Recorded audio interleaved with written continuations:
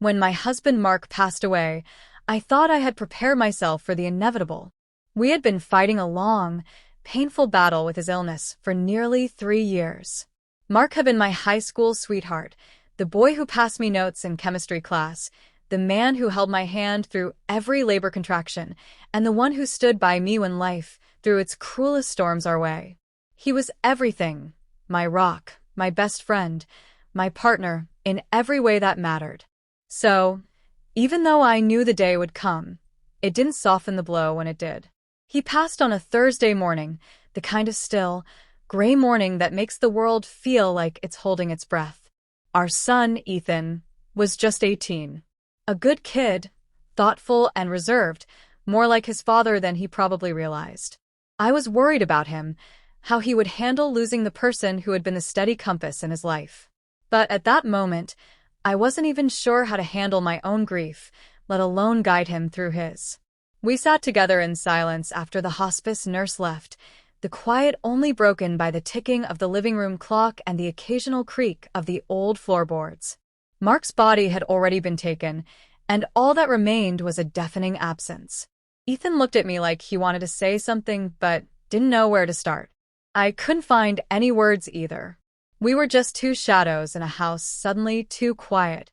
In the weeks that followed, I found myself moving in a fog.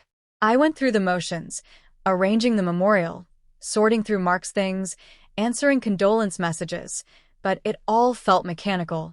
I cried when no one was around. I slept with the lamp on. I started talking to Mark at night, pretending he could still hear me. It was silly, maybe even unhealthy, but I didn't care. Grief doesn't follow rules. Ethan, on the other hand, surprised me. He stepped up in ways I hadn't expected.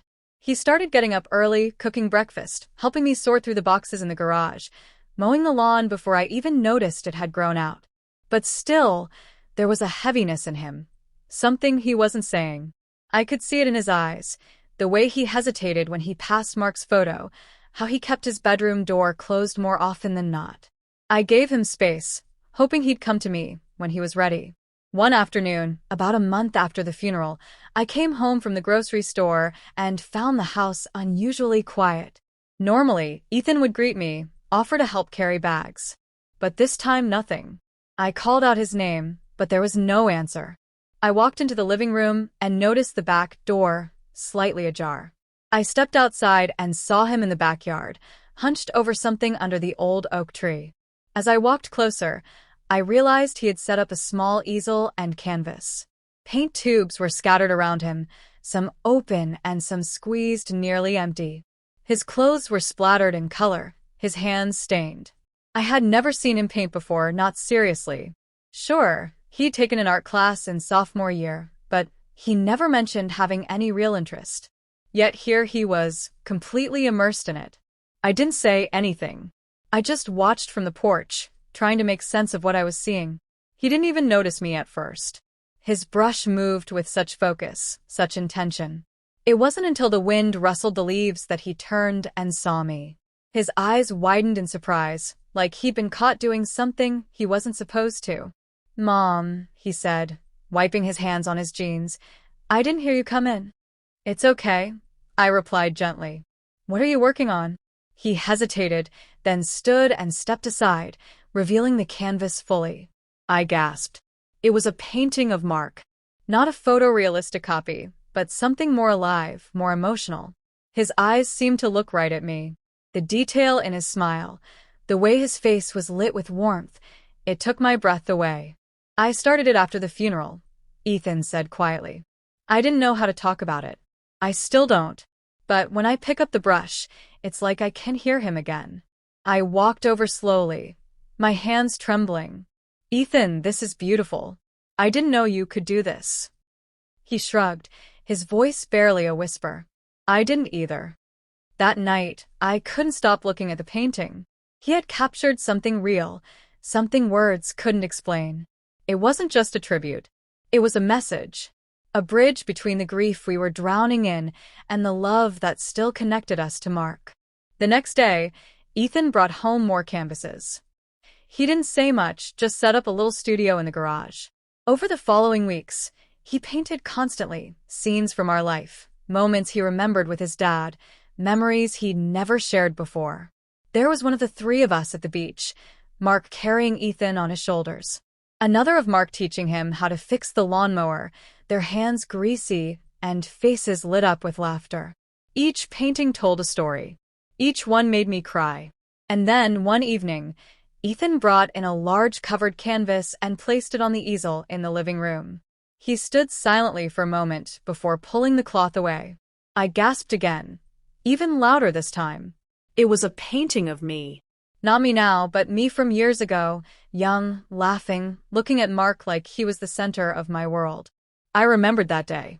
It was our 10th anniversary, a picnic in the park, and Ethan had been just a toddler playing with ants in the grass. Mark had taken the photo that inspired it. I wanted to remind you, Ethan said softly, that you were happy, that you made Dad happy, that you were strong before, and you're still strong now. Tears rolled down my cheeks. I couldn't even speak.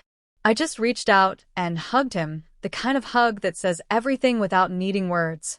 From that day forward, our home began to feel different. The grief was still there, but now it shared space with something else, healing.